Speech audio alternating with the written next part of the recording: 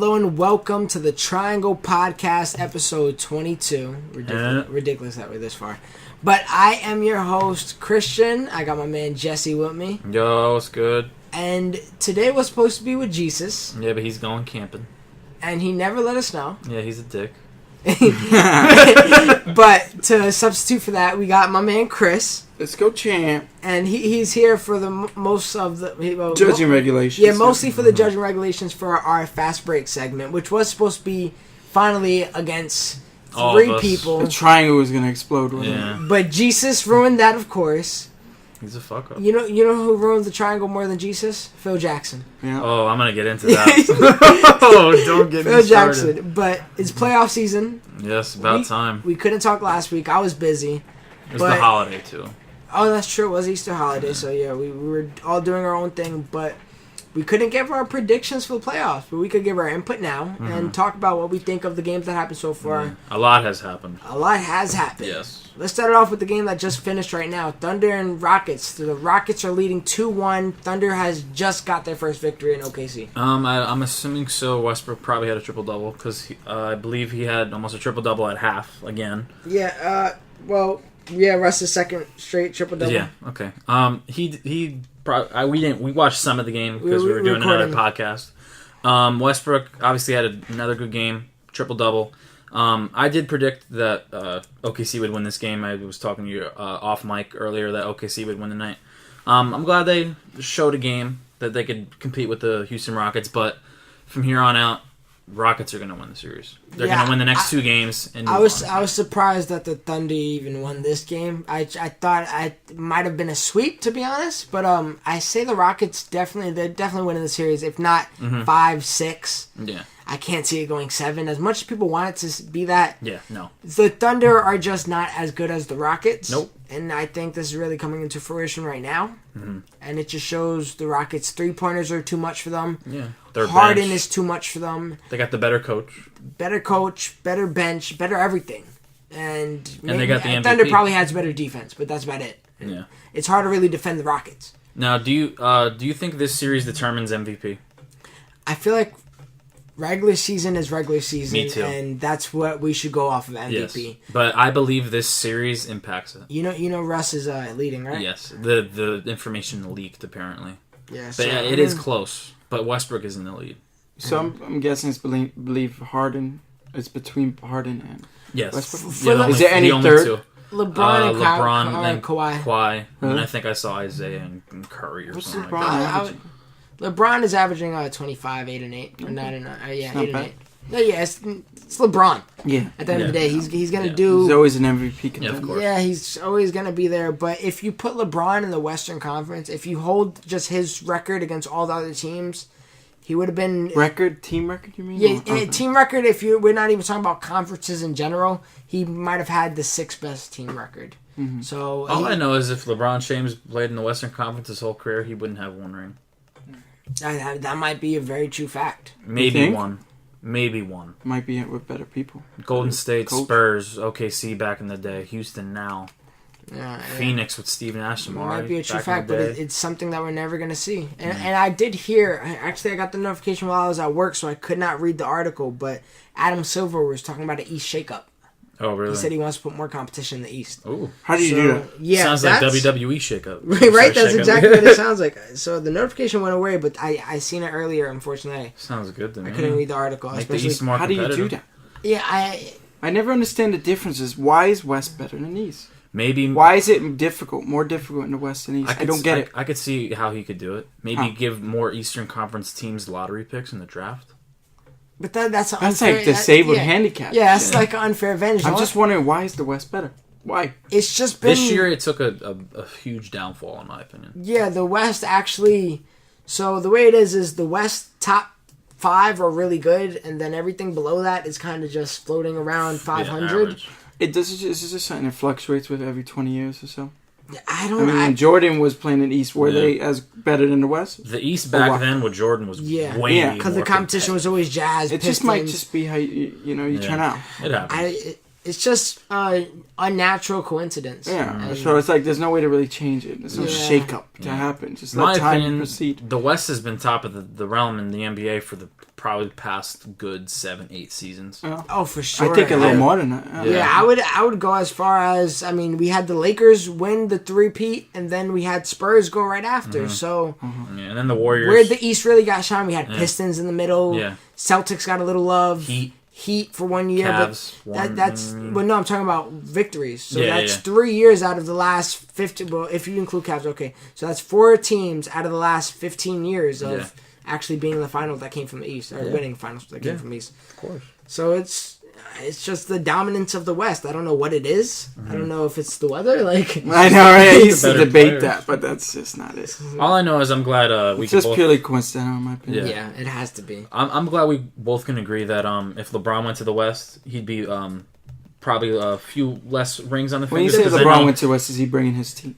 Yeah, or is he going to be on? If we're bringing his team, then if that's what we're talking about. Yeah, but I'm glad we could agree on that because I know Jesus would have a heart attack if he was here. Really, he thinks that they'll be better in the West. Did you hear last week's podcast?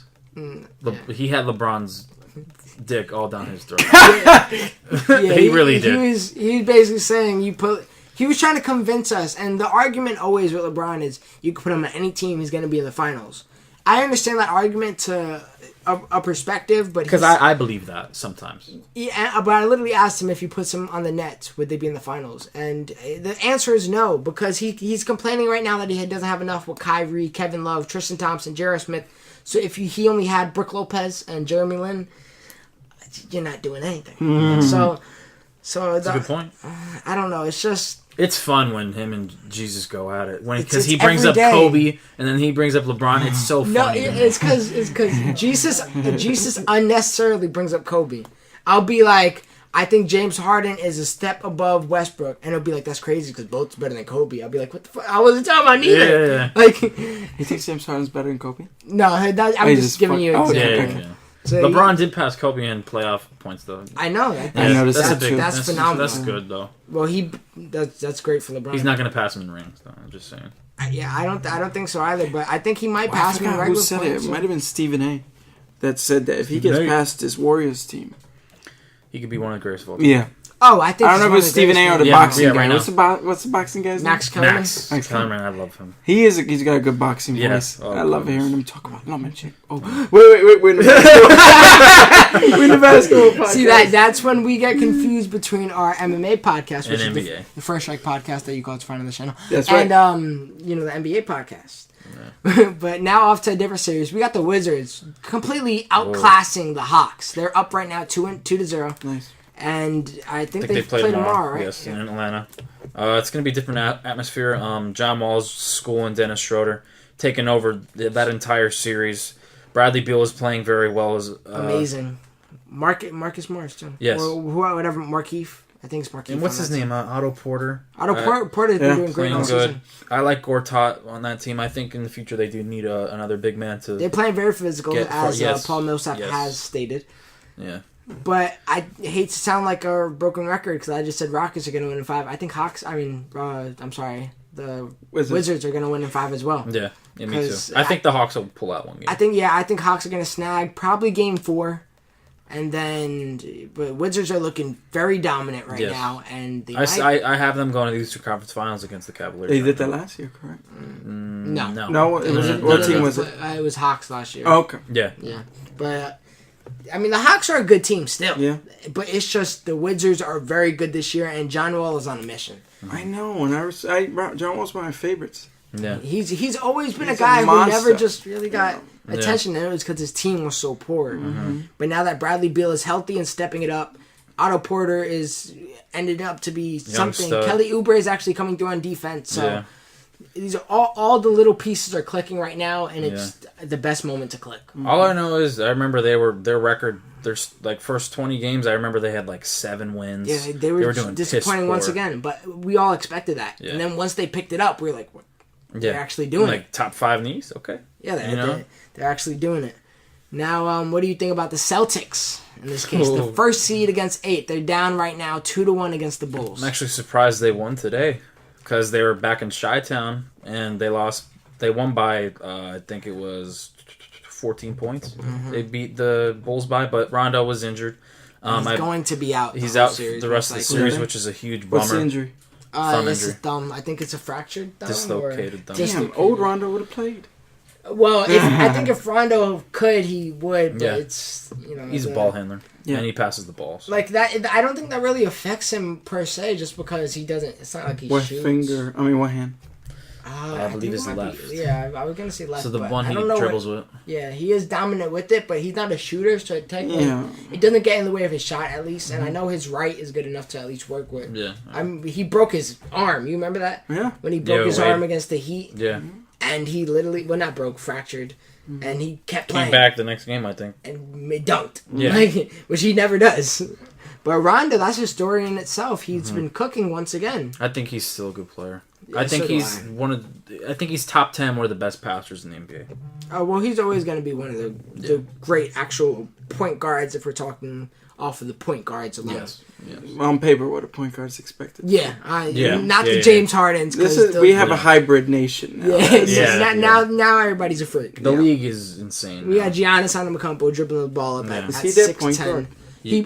He plays the point, but he's... What Magic was a point guard? Yeah. He was, 6? Giannis is everything. What was Magic? 6'10" as well? 6'9". 6'9". Yeah, Giannis is 6'11". Yeah. And a wingspan of He's good at 2K. I don't even know. He's a monster. You literally just run up in the paint. You can do whatever you want. He's everything to that organization. But yeah, I mean, let's talk about that. Well, before we get that, Celtics or Bulls? Who you got winning? I agree with Rondo. I think the Celtics are done. And when did Rondo say that? After game 2. What did he say exactly? He said that they gave up. They gave up, and Avery Bradley was just like, Rondo. I heard Rondo saying that during timeouts or whatever. Really? Yeah, and it was interesting because I was watching First Take the other day, one of my favorite shows in the morning to watch on ESPN. Stephen A. Smith said the Boston Celtics were probably one of the worst. This was the worst first seed ever to be in the playoffs. I could see it down 2-0. I could see it just because that team is really Isaiah Thomas and role players. Yeah, honestly. That's what that team is. Which, as a first seed now, we see the first seed on the West with Kevin Durant, Klay Thompson, Draymond Green, and Stephen Curry. Then we see the first seed on the East. Isaiah Thomas. Old Al Horford. And Avery Bradley, who's very good, but he's not like an all-star or anything. He locked up Jimmy Butler, had 14 points tonight, so he did his job. I mean, I think I'm going to stay with the Celtics because of this Rondo's injury. And I think this could bring new life into them. You're staying with the Celtics? Wow. I think Game 7. I think it's going to go 7 and Celtics. Celtics got the home field advantage. Isaiah Thomas' sister unfortunately passed. I feel like that's just more fuel in the gas tank. I just think the next 2 games are in Boston. Celtics are not going to win the next 2 games. So you mean next game is in Chicago, game after that is in Oh, I thought the next 2 were in Chicago. It's 2-2, 1-1-1. Oh, yeah, they did change it. Okay. I think the Bulls are going to win on Sunday. I think they're going to win at least 1 in Chicago. And then Boston the next game, and then I think... That means every game after that would be a must-win. I don't know. Bulls will finish it out. You got to think about it. When Bulls started getting good again is when Rondo started clicking. Yeah. Before, when Rondo... And Butler's been playing at a high level. Except tonight. Of course, Butler, but I feel like Butler's performance has been a reflection of Rondo's play. Of course. And Wade played really good today, too. So... In this series, he's been playing well. I see the Bulls' key to success has been Rondo. Who's their backup? Of course. Who's their backup point guard? Cameron Payne. Michael Carter-Williams as well. Oh. Cameron Payne. He actually has... I can't do much with Michael? Michael I think he's good. Hasn't he been good in the Sixers? Wasn't he? He was good on the Sixers. But I think they were done for trading. There's not really much use for him in a lot of ways because he's a point guard who can't shoot, and this. Mm-hmm. We just said the new breed is he's a point guard that can't shoot. He's big, but he doesn't really have much scoring potential. Just develop your game. So I mean, he was a first pick, right? Yes. That's crazy. Yeah, that's crazy to even think of. Nah, yeah, he can't shoot for his life. No. How else you spacing the floor? Yeah, but another series, Bucks. Mike Carter-Williams' old team. Bucks are facing, and they're in a very tight series, probably one of the tightest right now against Toronto. 2-1, they're up. Game 3 was just a complete abomination score. I think Raptors are they can't perform in playoffs. I think their record in game ones are 0-9 as a franchise. I don't understand this team, man. Like I don't like the last game. DeMar DeRozan had 8 made points. No field goals. Yeah, he didn't have one field goal. Yeah, he had all his points at the line. This is a guy who how many? 8. Yeah. This is a guy who in the beginning of the season was an MVP contender, and he was like leading the league in scoring without shooting a 3. Mid-range god. Like so honestly. Lowry's struggling with that wrist injury. Lowry always struggles when it's playoff time. So does DeRozan. These people injuries. don't show up. Drake needs to go into that arena, go into their locker room, and do something. I don't know. Hopefully, don't play More Life because that's not going to give him more life. No. Because that album's trash. Or views. But yeah, what do you got? What do you got with these series? Who you think's winning? I got Bucks in 6. I want to say 6, but I feel like this has another potential to go 7. I don't think Raptors are going to go out that easy. And Toronto... And all the assets they did pick up, you got to think about it. They did get Serge Ibaka, PJ Tucker to guard the perimeter. I think it's going to go 7, but I am leaning towards the Bucks. Yeah, me too. So I think Giannis is too much for me. And me. I want the Bucks to win. Me too. Because I love Giannis, and that whole franchise is just... It's turned around in the span of 2 years. Yeah, I would love to see Milwaukee go against Washington. John Wall and Giannis. Well, Milwaukee next opponent will be Cavs. All directions pointing. Yeah, it'll be Wizards Celtics next. Oh yes. Matchup. If that happened. Yeah, I know. But that'd be interesting. The last matchup on the East Side: Pacers versus Cavs. The sweep's coming Sunday. Indiana's not going to win a game. They should be up 2-1 at least. I think that was their best performance the last game. They were up 26 points. I think right now they're already so defeated. How demoralized can you possibly be after win up by 26? And in game 1, they had a chance to make the game winner. It's not a question who's winning the series, but the question is about Paul George. So He's you got, leaving. but Paul George's contract isn't done. The problem is that it's going to be a trade, and you think he'll wait out the year, or he's just going to ask for a trade? He's bitching a line post. He talks and shit about CJ Miles. He's just not satisfied. Bitching about Lance. Which I don't blame him. I could understand his point because I think they wanted to trade him, and now that he stayed, they kept him, and they're not even playing like they want to. They want to win. So in that case, I would have said, "Hey, why don't you trade me to the Celtics?" Where would you? I could have been on the Celtics on the first seed right now. If Paul George went to the Celtics, they'd go to the finals. His only options to me are the Celtics and Lakers, which I'm not even saying because I'm a Lakers fan, but that was literally one of the options came deadline. Lakers, I would only accept it if we didn't give up too much of our rookies, because I do like Ingram, but obviously I'd rather take George over Ingram, but I don't know about giving up the pick and along with Clarkson or something like that. Who do you get from the Celtics?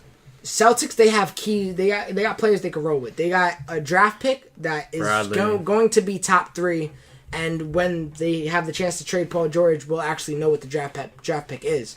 So let's say it's most likely going to be the first draft pick. So if they get the first draft pick, Jay Crowder and Bradley, I say they don't get rid of Bradley. I'd rather get rid of Marcus Smart. Those 3 players for Paul George. Bradley's valuable. Yeah. Marcus Smart, he's a good player too. Yeah, I like Marcus Smart, but I feel like Bradley is. What happened? I always liked him out of college. Well, I just feel like Paul George is an expiring contract. He's not going to stay most likely. So if you could get a very good potential future for him, for a future pick for him, along with Miles Turner, who you already have now, he's been great. Struggling this series. but he's been great all season. Yeah, of course. So I feel like that might help, and you throw in some role players that are veterans to step up on defense. I think that's a fair trade on both sides, and it could benefit both teams truly. Add to your point before we go to the Western Conference here. I think if Paul George joins Isaiah Thomas in the East, there's no way LeBron goes to the finals next year. There's never a no way with LeBron. I honestly just don't. I feel like this. You tell LeBron no way, he'll recruit everybody from Monstars. Oh, wait. Monstars. I just feel like his reign in going to the finals it's going to go down, because you can't keep going to the finals consistently. Like he's been. I wanted to go down just to see some new diversity and new teams in the mix, but like, I'm afraid it's going to be Cavs and Warriors for the rest of our life. I hope not. That shit's boring. It does. How many times has Jordan been to the finals? It got the break in between when he retired and then after he retired again in '98. Yeah, but the thing is, he took that break. Yeah, LeBron's not taking no break. But like to bring up, I'm not busting on your man Kobe or anything, but competition got harder for Kobe and the Lakers. But Spurs. I want competition to get harder for LeBron James. I don't want LeBron getting the free path to the finals every single year. It's been 7. It's going to be 7 straight. You know how Adam Silver could make more competition in the East? Force the Pacers to do a trade. You know how we got the force trade option in 2K? Yeah. Or trade logic. Take the trade logic off. Yeah. Just give Paul George to the Celtics and say, hey, we got a matchup that could actually happen. Yeah. And something. That would be incredible. Then, honestly. That would be a nice rivalry in the East. Yeah, for sure. And next year alone, let's say, either way, Celtics are going to be a threat next year. Of course. If they do everything the correct way. Yeah, these teams are only going to get better. Even if they don't get Paul George, they're going to have a number 1 draft pick or number 2 draft pick or number 3 draft pick. What do you think they'll do? And then we'll move on. Say the Celtics lose in the first round. I don't think they're going to keep that team. Because if you're a first seed and you lose in the first round, they're not going to keep that team to push to the next level. Where were the Celtics last year? What seed?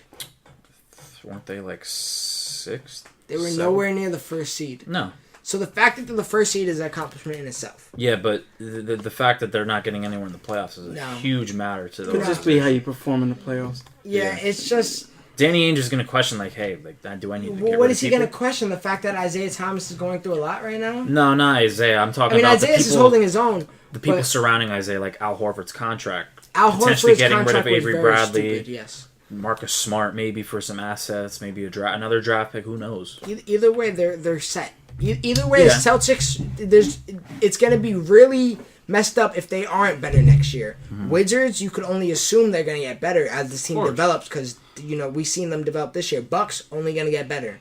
So that's 3 teams right now that are going to be competition for LeBron and aging LeBron at that. Yeah. Raptors, hopefully they could get out of this funk of just staying the same.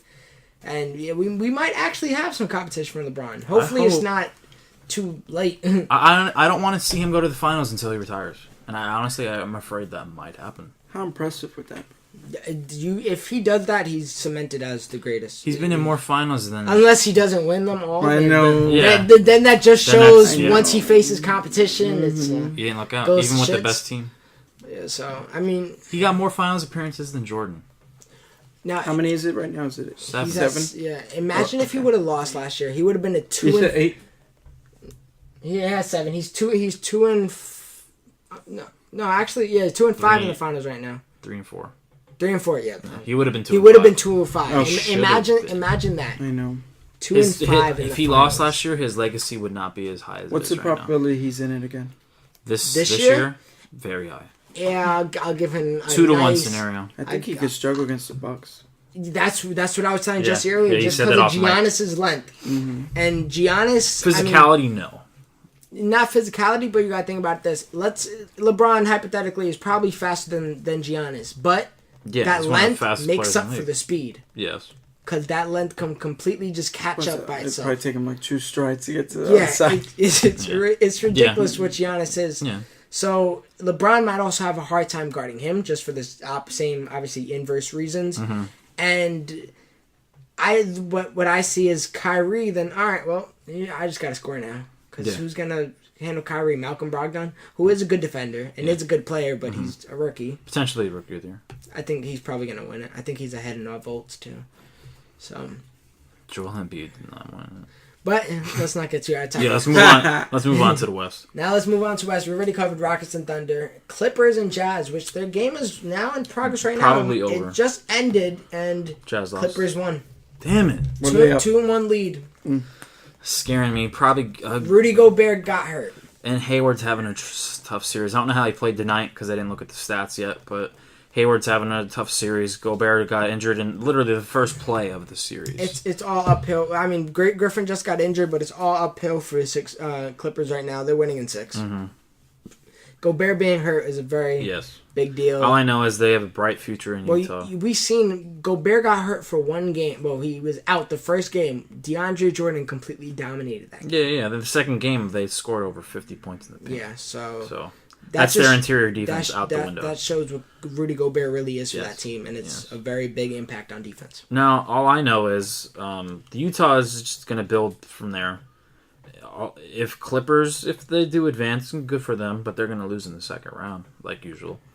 If the Clippers lose in the second round, which I do predict, I don't know who they play next, if they play the Warriors next or the Spurs, but they need to clean house if they lose in the second round. They need to get rid of Doc Rivers, or they need to get rid of Blake or CP3 or DeAndre Jordan. Who knows? JJ Redick, you never know. But that team needs to completely unload. If the Warriors win and the Rockets win, that's the next series. Okay, so they'll probably play the Spurs. I'm pretty sure that's the next series. Yeah, because they're 5th seed, 2-5. Actually, I'm lying. It'll be the 4-5. Yeah. Yeah. Okay. Correct. No, because the Bucks are 6th seed right now, right? Yes. Yeah. Actually, yeah, I'm right. It would be the Thunder or Rockets, which I would love to be in the Western Conference Finals. But our Western Conference Finals most likely going to be Warriors and Spurs again. Yes. Which I mean, that's always an intriguing matchup. It has to be. Because Kawhi, I just don't think Kawhi could guard the whole team. No. Granted, the Spurs defense is great all around, but they got way too many weapons. Mm-hmm. And then also we got Draymond, who'll be on Kawhi, most likely at least. Mm-hmm. I mean, even KD could guard Kawhi, in my opinion. Yeah, and Draymond could just stay on Aldridge and shut him down entirely. Or Gasol. Gasol really, I think he's been coming off the bench some games. Yeah, that's what they always wanted to do with him. But yeah, I got Clippers winning in 6, and Spurs and Grizzlies, they're up 2-1 right now. Yeah, it should be the other way around. It should be Grizzlies up 2-1? Yes. I think you're lying to yourself. I've been watching the games closely because I've had a lot of time. It's the end of the semester, thank God. I haven't been really getting a lot of homework, and I've been watching a lot of NBA basketball. That's so vice versa. It should be end of the semester. I'm struggling. I want to kill myself. Yeah. Probably next week I'll be saying that. Yeah. But because I got finals and everything. But I don't know. The game 2, the refs literally didn't call anything for Memphis. They only lost by 12. Yeah, and we seen the head coach make a big point out of it. What's his name? Fitz something. Yeah, he was the assistant coach for Miami. I have no idea what his name is, but all I know is that was one of the best post game interviews of all time. Yeah, I thought it was iconic. I thought it was hilarious. I thought it was great. He had a good point. It also cost him $30,000. He didn't care. What do you say? He basically said, all right, criticized the refs. They didn't have any fouls. They barely had no fouls, and Kawhi Leonard shot more free throws than the whole team in itself. And he basically said, we got Zach Randolph, one of the most physical players in NBA, and he's not drawing no fouls, apparently. He's like, I'm not one for data, but, he pulled up a whole bunch of numbers, and then he was like, this is fucking ridiculous. And then he slammed his pen, and he was like, you can take those words for data. And then, he spazzed on the referees. He got a standing ovation yesterday, and they won. So. Yeah, well, that's what you want to see from a coach. Passion and standing up for your players. Yeah, but I think that $30,000 was well spent because literally the next game in Memphis, Tennessee, they won, and not alone, the refs were calling things for Memphis. Well, so it might have worked out for them. Honestly, Grizzlies are no joke, and if you would have put them against any other team besides Warriors and Spurs, they might have came out this series. For real. Because we've been saying it all season. Memphis is a tough team. And I didn't think they'd make the playoffs because I knew Marc Gasol was coming off an ACL injury, and Mike Conley was injured in the middle of the season. Mike Conley, talk about like a real player in the NBA. He's never had a technical foul in his entire career. Mm-hmm. And he had a really good game yesterday. So it's a shame that the Spurs are going to probably beat them in 5 or 6 games because Memphis is always a tough defensive team.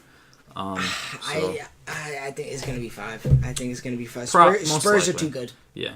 Spurs are too good. They're definitely winning the one back at home because you know how they're damn near undefeated at home. Yeah. So it's just a matter of winning the next game. And I think they got the next game. Mm-hmm. Popovich knows what he's doing. Yeah, of course. Now we got the Warriors and the Trailblazers. Sweep. Let's keep it simple. And it's not because Lillard and McCollum aren't doing enough. It's that they have no help. Yeah, they can't do it all. Not there right now. If Nurkic was there, it might have been a different story. Maybe a game win. I was going on them for a sleeper team, but it's really just the fact that nobody else is coming through. I watched game 1 on Easter. They had a pretty good 3 quarters, and then the Warriors pulled away. Draymond played really good defense. In the first game, what was it that they combined scored? At half, Lillard and McCollum had 50 some points. They had 51 points at half, and the whole team scored 55. 2 players. amounted to almost... That's 2K shit. Yeah, that's some... Yo, bro, you just using 2 players. That's right. Like, give your center a try. Like, that's exactly what that was. It's ridiculous. All I know is for the rest of the series, Kevin Durant needs to sit. They do not need Kevin Durant. They don't need to... Why is he fragile right now? He has a sore hamstring injury right now. The reason why I say this is because they honestly don't need him because they have 3 All-Stars on the team already. You're facing Lillard and McCollum who have no help. Arguably better without him. Yes. And to add to the point you just added, that the Warriors, without Kevin Durant, I think they're better. They have better ball movement. They don't have better... How long is Kevin Durant there? This season alone. Yeah. Oh, one season alone? Yeah, he came to the season over the summer, and this was his first season. Okay. But like in contract. He got to opt out, right? Yeah, he has an opt. If he wants to leave this summer, he can, but he's not gonna. He said he wants to resign. But he'll look like a punk if he ever left, unless he goes back to Thunder. Which if he wins a ring and then goes back to OKC, it'll never happen. But anyway, Kevin Durant needs to sit out the rest of the series. The Warriors blew out Portland. I think the final score... I think it was by 30 points. Yeah. Without Kevin Durant. 110 to like 70. And Clay and Curry shot 8 of 27 from 3. And they still won by 30. Yeah, they both had poor games, and you don't need Kevin all Durant. The role players came clutch. You don't need Kevin Durant for this series. Next series, yes. Western Conference Finals and the rest of the playoffs, yes. You need Kevin Durant to win the finals. They don't even need him for the rest of the series, for the rest of the whole finals to me. I mean, maybe against Spurs and they need him for Spurs and Cavs. Yeah. Because they will not beat the Spurs without But I think Rockets they can handle by themselves. Oh, of course. It'd be a tough, probably maybe 5-6 game series, but who knows? Because I'm not sleeping on Houston. Yeah, not at all. But, all right, well, we covered everything we think about the playoffs so far. We'll give you an update next week. Hopefully, we can give you an update with some teams eliminated and some looks of the next series. But now that we got that out the way, it's time to do our fast break. So if you guys don't know what fast break is, this is something we do. It's been a while. It's been a very long time. I think like 2 months. Maybe. Something we do on the podcast where we get topics and we debate them. We're forced to debate different answers. And we have a point system. And basically it goes by quarters, just like an NBA game. There's 4 questions. And my man Christian, well, he got the same name as me. Just call him Chris for the day. He's going to take note, and if he thinks it's a valid point, like a really, really good point, he'll get 3 points as a 3-pointer shot. And then if it's just a nice jab, that's a 2-point. So that's how it works, and you'll give the score after each round, correct? Yeah. So, yeah, he'll give the score out the round, see what we need to do. Maybe we just got to hit haymakers in the last round, go for a whole bunch of 3-pointers. So that's how it's going to be judged. We already got the 4 questions. One of the questions we don't know what we're going to choose yet because it was spot on. We were supposed to do this with Jesus, so we had to throw some new things in there because Jesus likes to ruin the triangle. We're back to whatever a shape with 2 sides are because there is none. Mm-hmm. We got a line. That's just parallel lines. Yeah, it's just a parallel line simply. But are you ready, Jess? Yeah. One question though. For the one question, I picked Devin Booker. I'm not trying to spoil anything, but I do have a few things on my phone, like from the game, what he did. Can I look at them to back up my statement or no? No. Okay. The judge says no. All right, and we do have a 5. How long is it going to be? 5 minute each quarter. He's reviewing them. He said, fuck. You know how you try to get the final peek before you take Yeah, that's what I just did. The teacher's about to press it out and put everything away, guys. Hold on, just... Yeah, no, I usually take forever to put my folder. Yeah, put my notes, like, folder right behind me. Look down on it. That's exactly what Jesse college was doing. life. Yeah. What is it? You gotta figure it out. If you can make it, like, stay up. Yeah, I just open it like this. As we're having trouble with the stopwatch. Introduce the question first. Of course. Yeah. So, since we already got our answers picked, we could just go. Jesse gets the first. Like he'll go first for this one. I'll go first for the minute next one. each. Are we running it like that, or when do you interject? When are you allowed to? Like let's have each other speak their case for like a minute 15. Okay. And then after then that, go we can just and then we counter and argue, throw punches, whatever we have. All right. So that's gonna keep blacking out. Yeah. You can just I just make take sure the he's not auto cheating lock over. off. Give me 1 second as I toggle with the time. Introduce the question, Chris. The first question is, what is the best performance of the year? My answer was Devin Booker scoring 70 points against the Boston Celtics. I don't know why it's not staying. Just keep tapping on it, I guess. Oh, that's great. As I'm trying to note things down. How do you not let the phone? Let me see if mine can. I forgot how. I know. Yeah. Oh, I have a problem with that too. I just got the 7 and my phone keeps doing that. I don't know why. Let me see my trap phone. I know my trap phone. Your trap phone.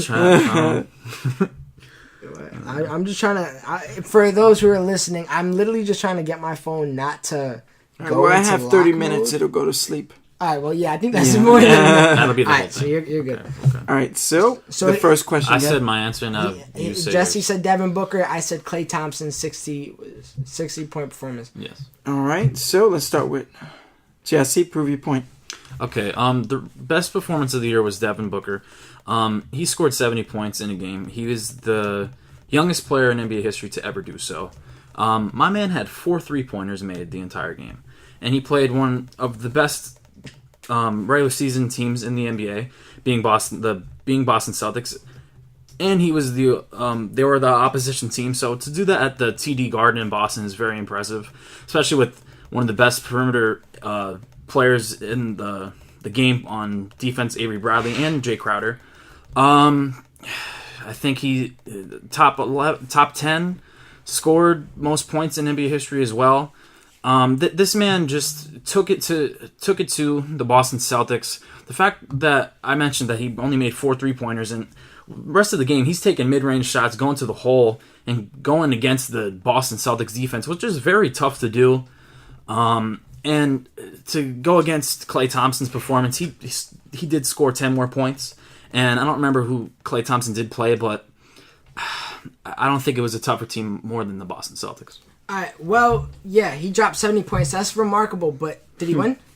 No. He didn't win, which is the key point of having a great game. If you don't win in the game, then your whole performance is basically invalid. So you can celebrate that as much as you want, but Klay Thompson dropped 60 points, got the win, did 11 dribbled the ball 11 times, and had 60 points in 90 seconds. So if we're talking about how much usage that Devin Booker had compared to Klay Thompson is completely astronomically different, and it's only a 10-point difference. So if you want to talk about pure talent, I would put the more talent side to actually Klay Thompson to getting it done so much faster than Devin Booker, because 90 seconds of playing and of having the ball in your hands and scoring 60 points is remarkable, and then winning the game after, it's just it's something we never heard of. We never heard of it because he's a spot-on shooter, and he just doesn't take any time with the ball. He just goes and shoots his shot. And yeah, all of Devin Booker's points, for the most part, he had 32 points from the line. Mm-hmm. So obviously, if you get to the foul line, those are free points given to you. If Kobe was to sink his shots from the free throw line when he scored his 81, he would have had 1 million points. Like, the fact is that the 32 points don't look too impressive when it's coming off the free throw line. All of Klay Thompson's points mostly came from jumpers, mostly came from 3-point shots, and he looked absolutely dominant while getting the win. Devin Booker couldn't even get the win, and it's just that simple. How you not get a win in your greatest performance? Okay, I just remembered the team they played. They played the Portland Trailblazers. The Portland Trailblazers have the worst ranking defense in the NBA. How can you even guard Klay Thompson if you have the worst defense? Who's guarding him? CJ McCollum? Yeah, he's a good player. Not as good as a defender as he plays on offense, but yeah, Klay Thompson has 60 points, less points than Devin Booker, and he dribbled the ball 11 times, but like, Klay's known as a spot-up shooter. That's what he could do. Devin Booker, no one believed that Devin Booker would ever have a 70-point career night. We were at Buffalo Wild Wings, and we were watching the score tally go up, and we're like, Devin Booker has 70 points? That's more than Michael Jordan. That's more than LeBron James. That's almost near damn near Kobe. But he's the only person on that list that took an L. That's the major part of it. How you going to take an L? Michael Jordan took an L when he scored 64 in Boston in the playoffs. 63. It's happened before. It has happened, but 60 points, a win, 11 dribbles, 90 seconds. 90. Do we know how fast 90 seconds is? But you're playing 90 seconds is shorter than this round today. That's impressive. That's the good point you brought up. But they played the Portland Trailblazers, who they're currently playing and going to sweep in the playoffs. Avery Bradley has a matchup in itself with Eric Bledsoe. So the fact that we don't even know, I don't think he was on him, Devin Booker, for the whole thing at all. I think the whole. But him and Jay Crowder are better defenders than CJ McCollum, Who else is defending Klay Thompson on the Portland Trailblazers? We have Evan Turner. Evan Turner, who compared to Avery Bradley. Evan Turner, well, yeah, not compared to Avery Bradley, but Evan Turner is still a good defender. Okay. Don't get that wrong. He's one of the. He's a very great defender. That was one of the best assets of Portland Trailblazers picking him up. Okay. That ended in his shot, but that's not the argument right now. Klay Thompson. What time we got? Nearly 30 seconds. Keep going. I just think it's Klay Thompson, 90 seconds, 11 dribbles. I think that's a performance that where if you really look into the game and really look into the stat line, it shows more than the 60 points proves. And that's very important because you could go back and watch that game and you could see Devin Booker drain all those shots, but at the end of the day, it's not going to be more entertaining. We're going to watch a whole bunch of free throws. You ever seen like the coverage of them when they go over every point? Mm-hmm. You're just going to see free throw, free throw. Who took over the game more, Devin Booker or Klay? I think Klay Thompson. Devin Booker took over the game completely. Even though he didn't win the game, he completely took over the team. He took over, but not enough to get a win. Okay. Performances are remembered by what happens after. I think that's it. Yeah. Okay. Okay. Now I got to do the numbers. Because some of them are divided into really threes. good. That was really good. Yeah, that was. What? All I had was fucking 90 seconds and 11 dribbles. So. Look at the stats he is for Jesse right now. Yeah, I'm gonna be honest with you. Let me conduct the score. Obviously with the threes you can catch up with less. Obviously that gives you an advantage there, but. Let me see. I knew he was going to bring up the point with 11 dribbles in 90 seconds, but I didn't think that would have been much. Damn, I should have said 29 minutes of total gameplay. Because how much? I had some stats on my phone, but you totally can't use it. So I tried. That last peak helped you out, bro. Yeah. All right, Jesse's on the board with 20 currently. Oh, damn. Oh, we're doing the points. Yeah, you cook that around, Jess. I give that to you.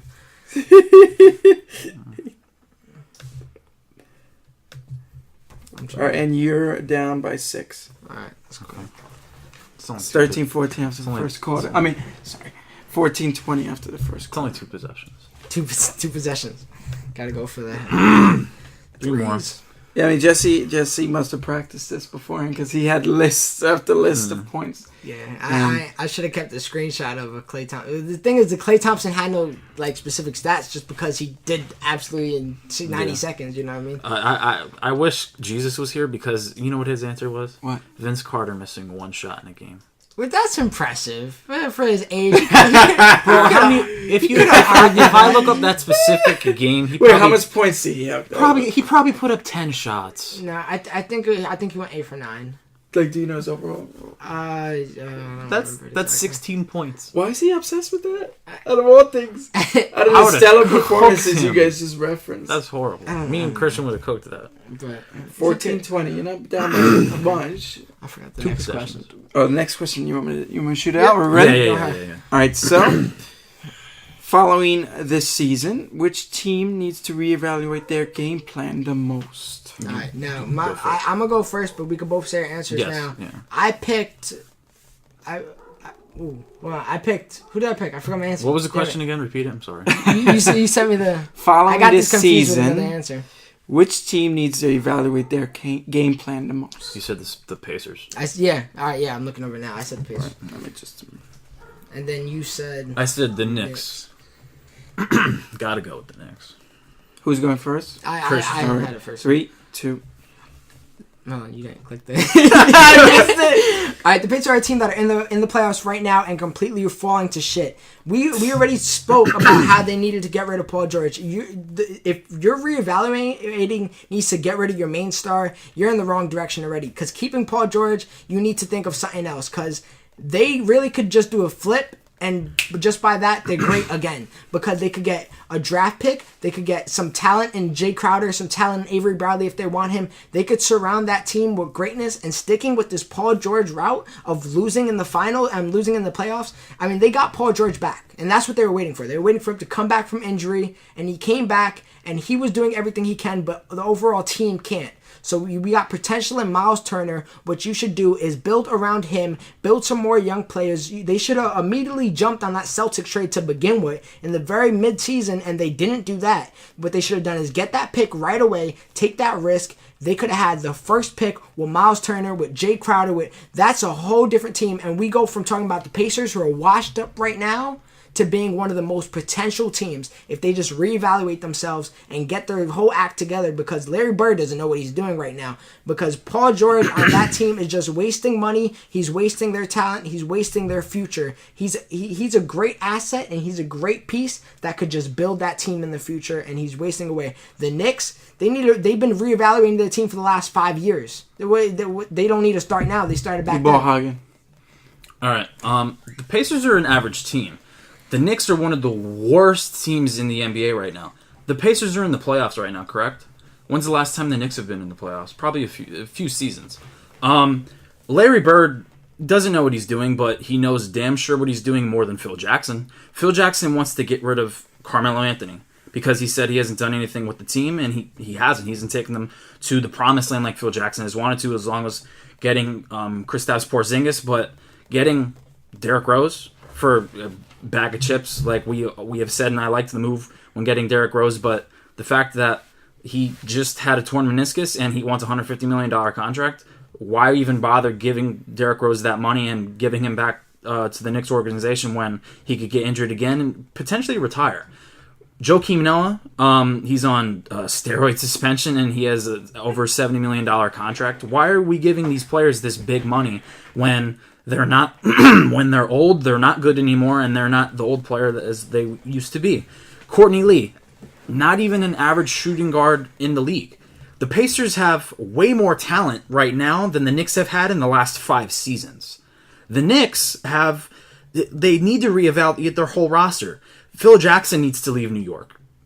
Carmelo Anthony needs to leave New York as well, so the Knicks have a better future. Kristaps Porzingis, Phil Jackson, who drafted Porzingis, left the country and went to Latavia or wherever he's from, and that's how pissed off he is with the Knicks organization. The thing is, if Pacers reevaluate, they could be right there and they could be even better. If Knicks reevaluate, they're going to be in the same situation. Their reevaluation doesn't pay off as much as the Pacers does, because the Pacers reevaluating gives them the best future. Knicks have no options. They have no options right now. And the thing is, you guys are already reevaluating. That's what you're doing right now. The Knicks have options. You guys have been reevaluating in the last 5 years. You guys are in the mix of reevaluating. It hasn't worked because Phil Jackson doesn't know what he's doing. You need to reevaluate yourself reevaluating? The owner of the Knicks needs to reevaluate getting a GM and a new star for the team. I saw something on Twitter today that how the Carmelo Anthony to Boston deal we could bring in Jay Crowder, Marcus Smart, and maybe a pick, because we have a top 10 pick in this draft this year. Boston would never give you that, though. No, I know they wouldn't, but we need to think of those options. We have options to get rid of Carmelo Anthony. You guys tried getting rid of Carmelo Anthony. You weren't getting anything for it. We're going to get rid of Carmelo Anthony this summer. And even if you guys reevaluate, Phil Jackson's a new hire. You're going to have to void that contract, so you're still going to have to pay him. You're still losing money. Your Derrick Rose, you already got him for nothing, but even that nothing, you gave up some pieces that you got in return for Derrick Rose, who's gone now. He's leaving this team next season. Carmelo Anthony is a burden on your team. You can't reevaluate that because nobody wants to pick him up. The Pacers actually got the potential because they got the contract with Paul George that is accessible. They got the potential with Miles Turner that can make work with a younger draft pick. They got potential with Jeff Teague being there now. Their reevaluation will get them right to the top. But going into the season, I think we all had really high rankings for the Pacers, maybe even potentially being 2nd or 3rd seed. And look where they're at. They're one of the lowest average teams in the league, being the 7th seed in the playoffs. Which is exactly why they need to reevaluate, because they should have been at the top. Where Knicks, we expected them to be trash. So them being trash isn't nothing new. But what happens if they get rid of Paul George? You don't think they'll be in the playoffs next year? I don't think so. They'll be one of the worst teams in the NBA if they lose Paul George. But their future will be in the playoffs in 3 years and one of the best teams in the East. Well, I'm saying if the Knicks reevaluate and get rid of Carmelo Anthony, Phil Jackson, and the rest of the organization except Porzingis, they'll have a brighter future than Indiana if they get rid of Paul George. No. All right, let me conduct my score again. That was another good one. That was a good one. We always just got to give each other props after. Yeah. No, but yeah, the Knicks got nothing, bro. Yeah, I know. They got nothing. That's why they can't get nothing for Melo. Yeah, they can. You guys are gonna get a bum. You guys are just gonna. If we get a bum, that's not fair. If you guys, it's Carmelo. Yeah, Carmelo with a crazy contract. But so, if Carmelo Anthony went to L.A., for example, or Boston, that could L.A. where? Clippers? What are they going to give you? JJ Redick. I don't know. Something.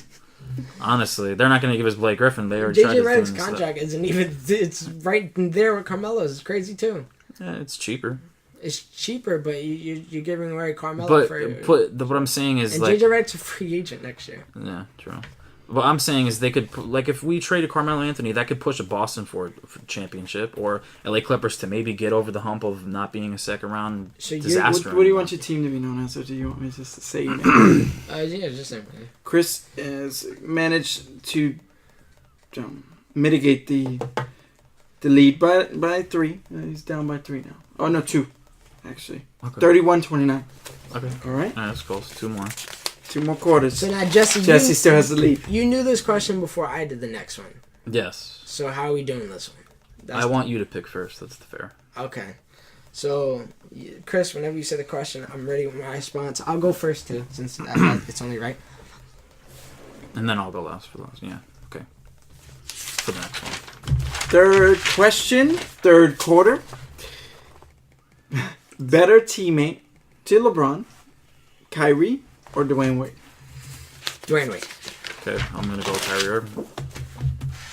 It's going to be a good one. So have fun. Oh, wait. Yeah. 3, 2.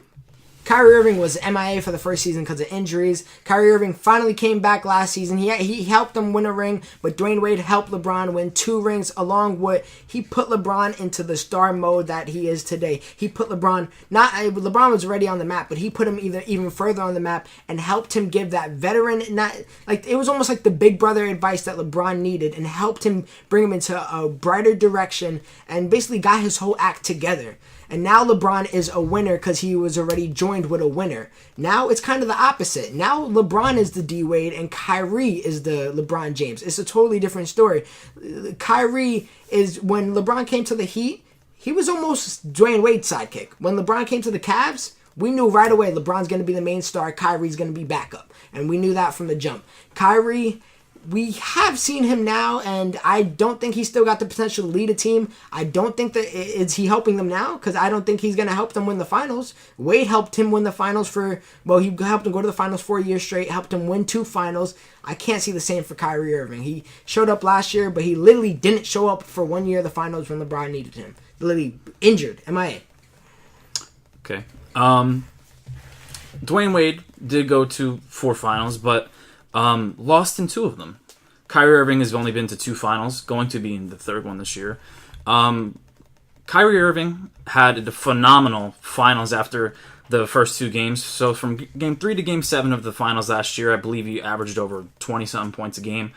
Was LeBron's sidekick, I'll give you that point there. But Dwayne Wade, he didn't come up clutch when he played...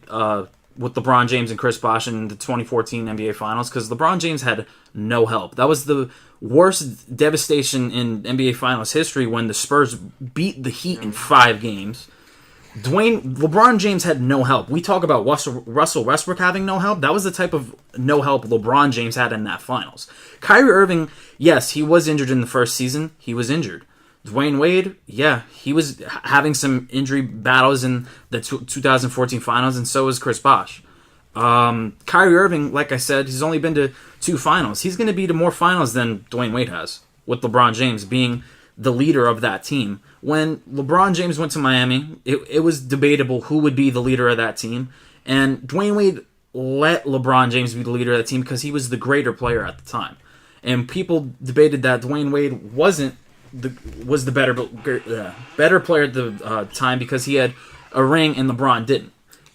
Dwayne Wade letting LeBron be the greater player, that's him being a great teammate. That's him putting the team forward, team first mentality. And you said Kyrie didn't show up you said Dwayne Wade didn't show up physically. Well, he was actually there and playing and actually making a difference. Where Kyrie was he was injured. He didn't do anything. Although Dwayne Wade was injured for the whole regular season. But Dwayne Wade wasn't doing anything even if he was injured. For the first finals against the Mavericks, it was LeBron who was MIA. And it was Dwayne Wade who had to carry that team. Yeah. And LeBron was averaging 18 points a game, shooting a measly 40%, which is terrible for LeBron.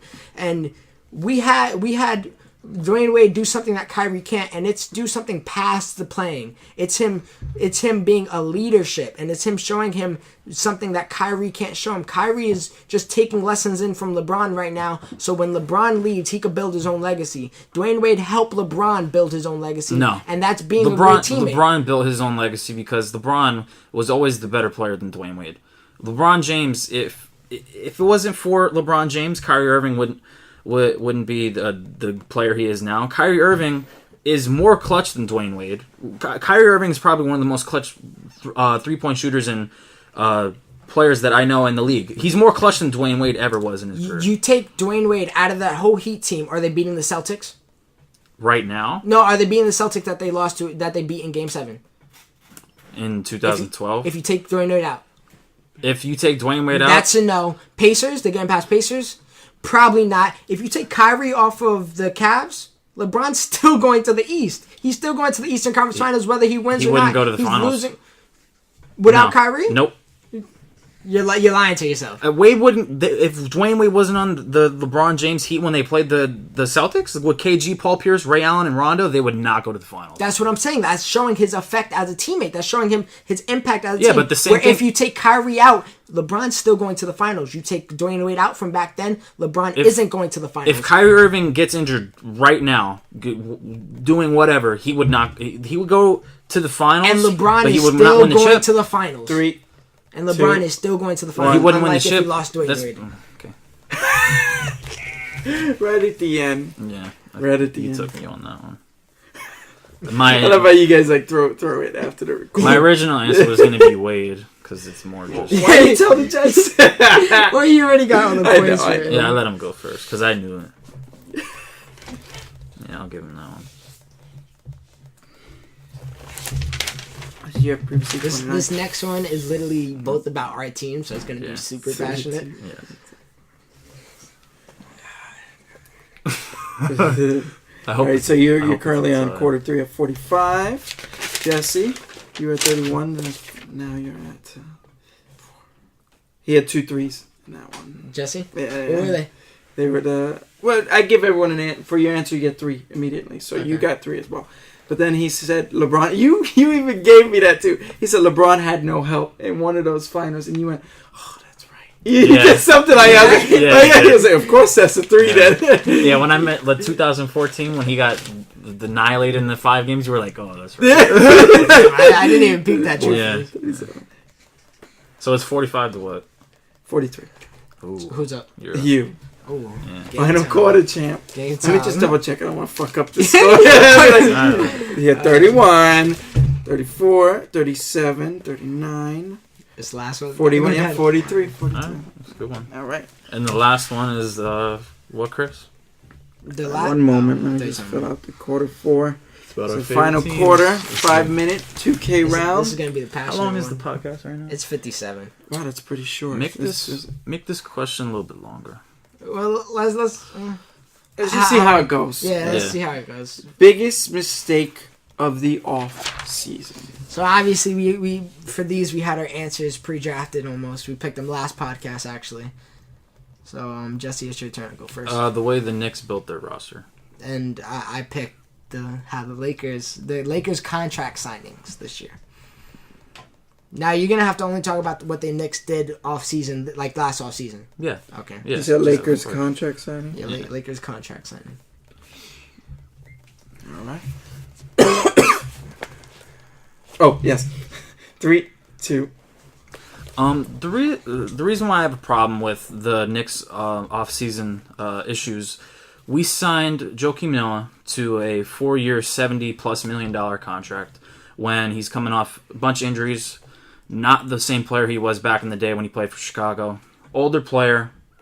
And who knows if he was going to fit into Phil Jackson's triangle offense, which still hasn't worked to this day. We traded for Derrick Rose, hoping that he would be the old Derrick Rose, which still hasn't proved to me that Derrick Rose will ever be the same ever since he won his MVP. Just toward his... that's not... relevant to the offseason. Yeah, you're talking relevant. I caught myself. But going into the season, we didn't have high hopes of Derrick Rose playing for New York, for the New York Knicks. Courtney Lee, sub-average shooting guards, like I said in my previous argument. Signed him over $50 million when, you know who was still on the list to be signed that wanted $50 million? Dwayne Wade. Why didn't we sign Dwayne Wade to play with Carmelo Anthony? Carmelo Anthony needed, in my opinion, another asset and a star to play with Porzingis. And honestly, the only two good players on the team going into the season, in my opinion, are Porzingis and Carmelo Anthony. And to add to the fact, Phil Jackson didn't even arrange a meeting with Kevin Durant, and it would have been a long shot to get a name free agent like that, which should be because New York is a big market. And why can't we get these big named free agents like Kevin Durant? Because nobody wants to go to your team. We got no one wants to go to Lakers. All right, listen. You guys got Derrick Rose for nothing. So to me, that's a great offseason move. You guys got him for Justin Holiday. You rather Justin Holiday or Derrick Rose on your team? Okay. And as far as Joakim Noah goes, you guys were signing a former contender for Defense Player of the Year who was coming off of a season where he didn't really get playing time because of coach differences. So he still had some potential. We signed Timothy Mozgov to the Lakers for just as much money. Timothy Mozgov. Played pretty good. Played pretty good where? The Nuggets 6 years ago? He played good for the Lakers. He played good for the Lakers, and it just happened to pan out, but that was a bad move. And not only that, what we do at the end of the season, we shut Timothy Mozgov down for the last 20 games. What was the point of signing him if we're not going to use him? Not only that, we did the same thing with Luol Deng, paid him even more money. We shut him down just as well. Luol Deng, you can't say he did pretty good. He did absolutely terrible. We thought he was going to bring some veteranship. He didn't do that. What we got is Metta World Peace, who did a lot better veteranship, and we didn't pay him that much money. Luol Deng was the worst one out of Timothy Mozgov, who I thought was okay, but still, to pay that much money, I actually wanted Joakim Noah, and I wanted that type of defense. So that move, in theory, before the season started, was much better than Timothy Mozgov. And the reason Timothy Mozgov even played okay is because he actually had playing time, and he actually had 30 minutes a game. You give anybody 30 minutes a game, he's going to make a few baskets in the hoop.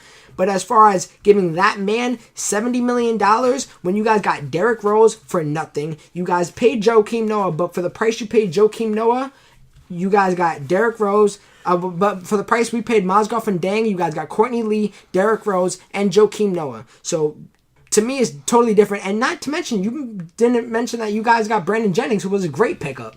So you want to mention all your good, but all your bad, but you don't want to mention your good because that was a great pickup.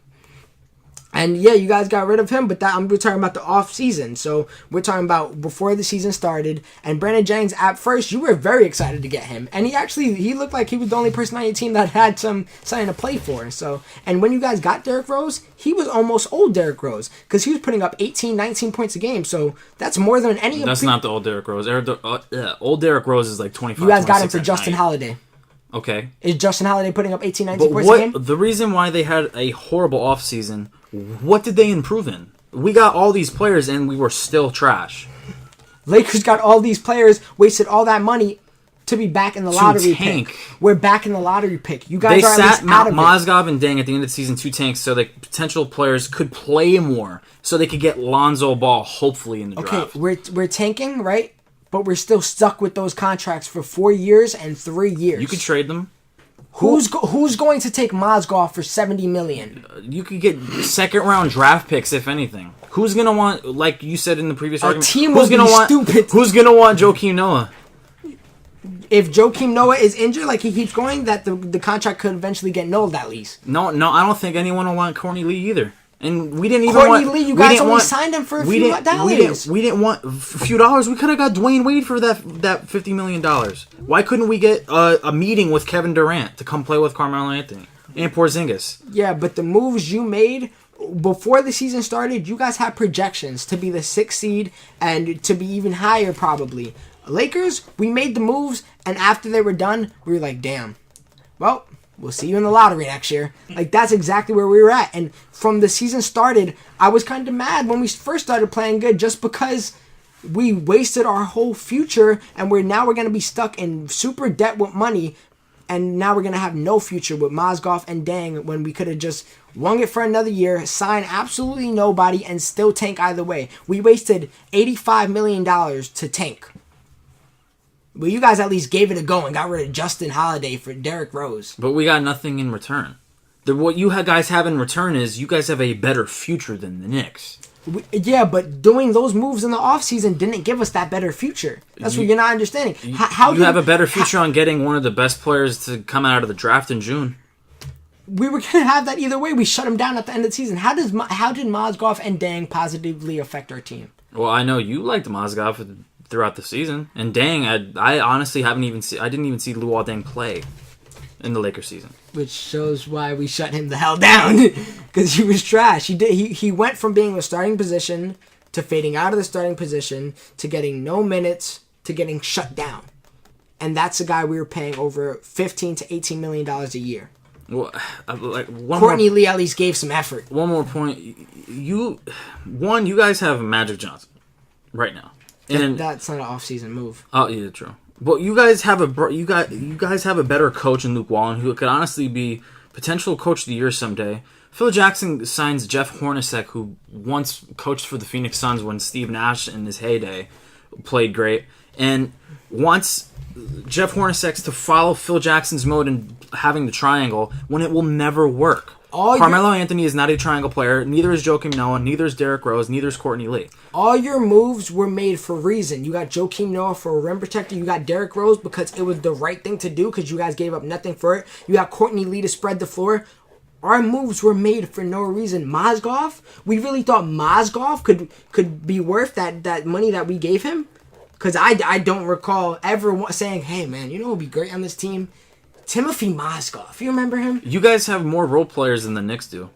Did we acquire them in the offseason? That's not the topic. It's the offseason. Well, yeah. Didn't you guys get a few role players in the offseason? What more than 6 players do we have on the Knicks? What role players did we acquire in the offseason? Carmelo Porzingis, Kyle Quinn, and Joakim Noah? And Jennings? That's 7 people.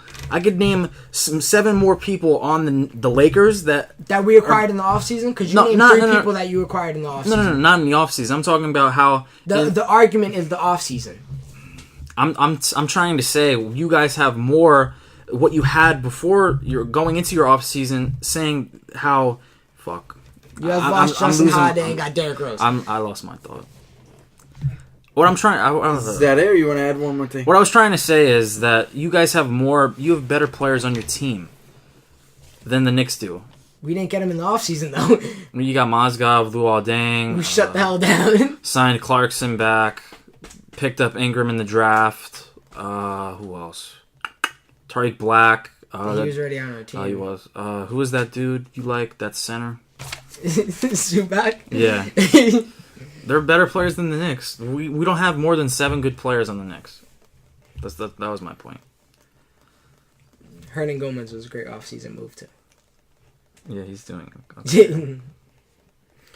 Like, who the fuck is that? That's the real question. Who? Fucking William who? Willie Hernan Gomez? That's young God. That's young God. That's a star, bro. Hey. Willie Hernan Gomez. Who the fuck is that? I actually did want Joakim Noah, though. Bugging. The fact that he didn't pan out, I was like, yeah. I got popped for steroids. Derrick Rose was a great offseason move, though. You keep acting like it wasn't. He's not the old Derrick Rose. It doesn't matter. You'd rather him or Justin Holiday. Shit. If we sign him to the $150 million contract, I'll cry. You guys got him for Justin Holiday, and I forgot who else. I think it was literally something. Robin Lopez, who I miss dearly. Oh, Robin Lopez actually would have typed Bennett. Wait, Robin Lopez, he didn't go. He went to the Bulls, yeah. How'd he get to the... Traded. Shit, yeah. Rose Holiday trade. You should have mentioned that.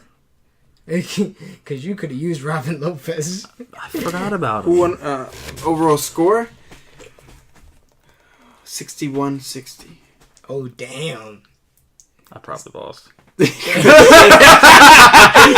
I said Robin Lopez, I would have been fucking a point right there. If you said Robin Lopez, fuck I probably would have been Fuck you, Robin Lopez. I know, and then at the end, you fucking went, oh, shit. I lost my train of thought. You shot at another person's basket. Shit. Damn, son. Brooke Lopez, you're that was better tight. than It started off with a big lead. You had a big Yeah. lead, man. You were chilling at 6, which is nice. Yeah. The first quarter was impeccable. Yeah, that was a good one. Mm-hmm. Yeah, the first quarter was a really good argument, Josh. I give you that. I can't wait to listen to this and just watch my downfall. Like good, like from epic to all the way. Like, fuck, I can't do this. Robin Lopez. You know what you did? You did the DeMar DeRozan. You started off so great in the season, and then by the finals, you were just like, God damn. Yeah. Imagine it would have been tied. I'd have been hyped. That would have been crazy. We would have pulled the question out of our ass. I know, that would have been true. Jesus is what you're missing out. And you know he doesn't listen to the podcast that he's not on because he doesn't want to hear us. What? That's what he said. He only listens to the one that he's on because he doesn't want to know how we do without him. I listen to all of them. Well, one day he's got to do this with you guys. Well, he don't want the smoke, especially with the new scoring. Yeah, the scoring. Yeah. I don't know how we'll do that with three people, but oh god, I can still manage the same way. I just have to make it smaller. We could probably do in that case is maybe like the top two. Yeah. At the end, four quarters, maybe go and argue the last one. Yeah. By themselves. Or that was really fun.